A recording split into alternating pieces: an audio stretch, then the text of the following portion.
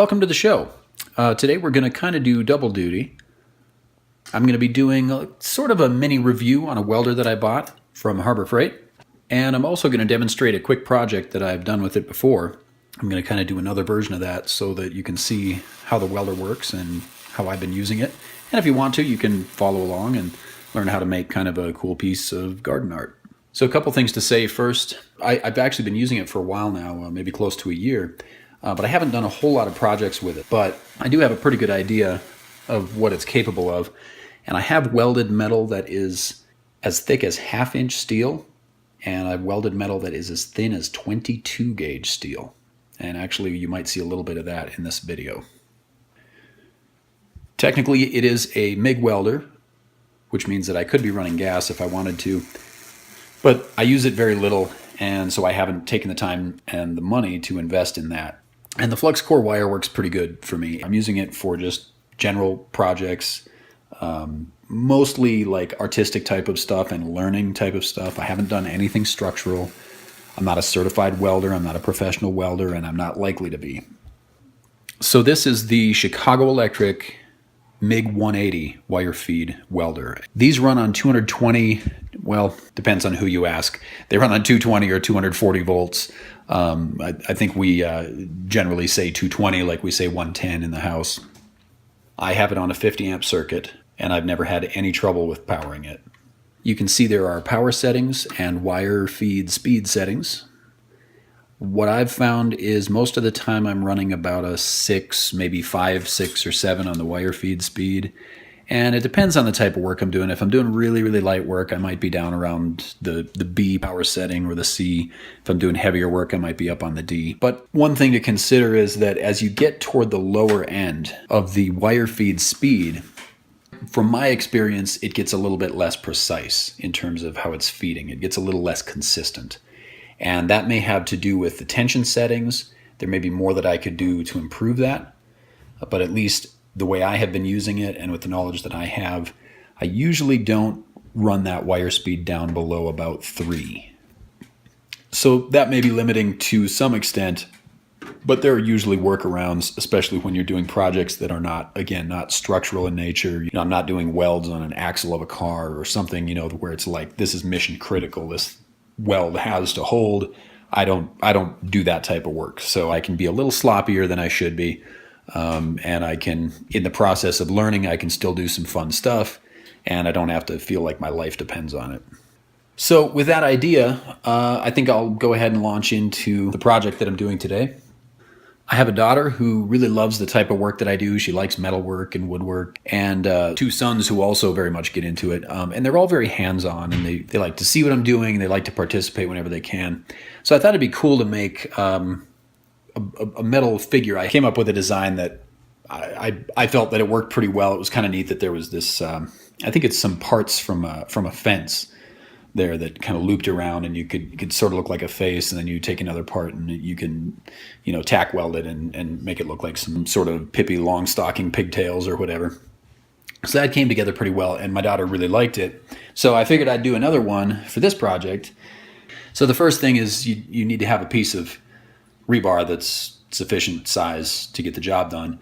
And I'm using 3/8 because it's easy to work with. So I could measure everything out with a tape measure and do all of that, but what I realized is that I've already got a height figured out. I've already got the arms, and really, essentially, I've already got the legs figured out. There's a little bit of guesswork there, but so I just decided I'm going to use Metal Girl, and she's going to be my kind of my guide for cutting out the pieces of the metal boy that's going to go with her. And since I have the grinder handy, I'll just use that to make the marks along the way rather than using a pencil or something else. And then I'll come back through and cut. And some of this I'm going to cut on the floor. Let's see, I've got a big long piece of rebar here, and I can't really clip it into my vise and do this. So I'll cut some on the floor, and then I'll cut the rest in the vise.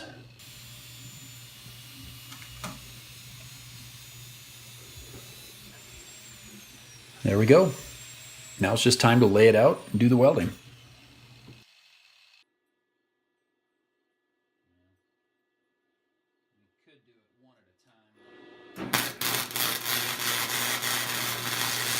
For me, the key to getting these joints to work well is just to work slowly. Start on the rebar. I don't try to get down in the joint and do anything. I just start my bead on one piece of rebar, right where the joint comes together. And when I can see that bead is there and it's hot, which usually only takes maybe half a second, then I'll slowly drag that bead over onto the next piece. Nothing goes quick. It all goes slow. And the nice thing working with rebar is that it's a pretty thick metal. You don't always know what you're working with in terms of carbon content and other things, but it's a pretty thick metal, and so it can take a lot of heat. So you can sit there and take your time and really dump a lot of heat into that bead, and you're not going to destroy anything in the process. If I was working with 16 gauge or even 1/8 inch or something, you sit and hover in one spot for very long, and you're going to blow a hole right through.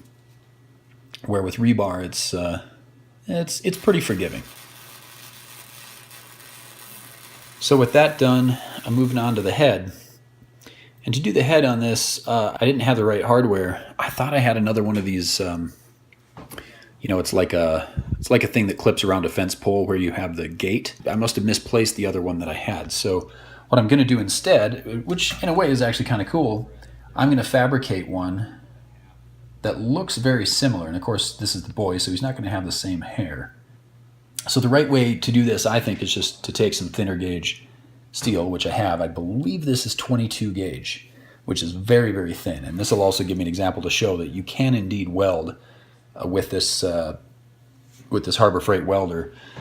You can weld 22 gauge steel to a much, much thicker gauge. It's tricky, but I'll kind of show you how it's done here. So there, I've cut that out. Well, I'm cutting it out. And I think the one full length of that should be about right. In fact, I bet it'll be about an inch longer than what I need.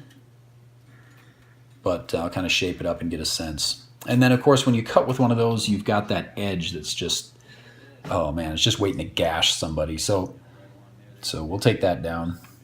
I knew that because this was thin metal, it'd be easy for that grinder to just grab it and pull it, twist it around, bend it, whatever it had to do to kind of pull it out of my hands. So I kept a firm grip on it. But I also decided that if it did get away from me, if it got, pulled in or whatever, I wasn't going to fight it. I was going to let it go. Because I didn't want to wind up getting a big cut on my finger when all I'm trying to do is just kind of deburr the edge of this thing.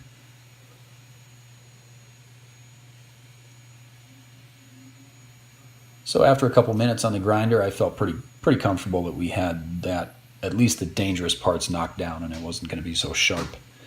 The gauge of the steel was much smaller, much thinner. I would guess Metal Girl's about 16 gauge, maybe even 14 or something, versus 20 or 22, whatever it is that I've got here. So it's real easy to shape, but it doesn't really give you the same confidence when it comes to welding. I knew the shoulders kind of stuck up a little bit beside the neck area. You can see that I was able to get it to just rest right where I needed it. So at this point, all I really needed to do was to get one side tacked in place, and then I could expect that to stay while I moved the other side around and got that side tacked into place. And let me tell you, this is some tricky work, because if that wire hits that sheet metal, it immediately blows through it. So run the bead, and just at the point where the puddle, that little weld puddle, touches the 22 gauge steel, boom, you let off. Then you let it cool a little bit and take a look and assess. Did you make that bond that you need? And with a little bit of practice, I've only done a couple projects like this, with a little bit of practice, that actually works pretty well. Even with the 22 gauge, which is a very, very light steel. Again, you'll see some short pulses here as I just kind of put the finishing touches on there. And I went back over the shoulder area a little bit just to give him some extra strength, so that he doesn't wind up breaking. And that's about it. The only thing I had left to do was clean him up. I grabbed a wire brush. I didn't get that on camera, but I grabbed a wire brush and cleaned him up a little. Didn't get my daughter's reaction on camera, but she was very happy, very, very happy that Metal Girl has a friend now to play with. So I really appreciate you watching the show. Give me a like if you found the video helpful. And if you haven't subscribed yet, please do. So I guess my final statement at this stage of using my MiG 180 from Harbor Freight, my conclusion at this point would be, for the price you're going to pay for it, a lot of times you can find them on sales, and even if they're not on sales, I think they're still in the range at $200, $250. You can easily blow $600 or $800 on a budget welder. So if you can pick one up at Harbor Freight for $250 or $300, and it'll do everything you need it to do, and so far as I've been able to tell, this one will. I don't know, give it a try. Of the items I bought at Harbor Freight, this has definitely been top 2 or 3. If you're thinking about picking one up and you have the money to do it, I by all means would recommend it. If you happen to have one, or maybe you have a different model, or you've heard something, leave me a comment. And I'm always open to new products or looking at old products from a different perspective. So I'd love to hear from you. Thanks for joining me, and we will see you in the next video. Bye-bye.